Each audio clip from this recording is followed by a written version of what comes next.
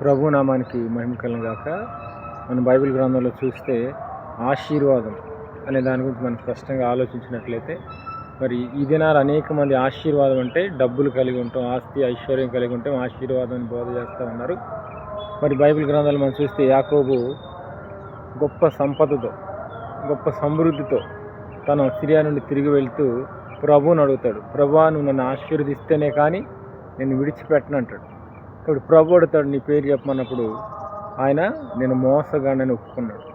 ఇప్పుడు ఐశ్వర్యము, అంతస్తులు, ఆస్తి అనేది మార్పుకు కారణం కాదు, అది ఆశీర్వాదానికి కారణం కాదు. దేవుని ఎరగని ప్రజలు కూడా కోటీశ్వరులు, విస్తారమైన సంపద కలిగిన వారు ఉన్నారు.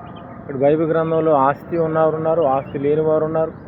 మార్పు చెందడం ప్రాముఖ్యమైనది. కాబట్టి యాకోబుకు సమస్తము కలిగి ఉన్నాడు, కానీ తన జీవితంలో పరివర్తన లేదు, రక్షణ పొందిన అనుభవం లేదు.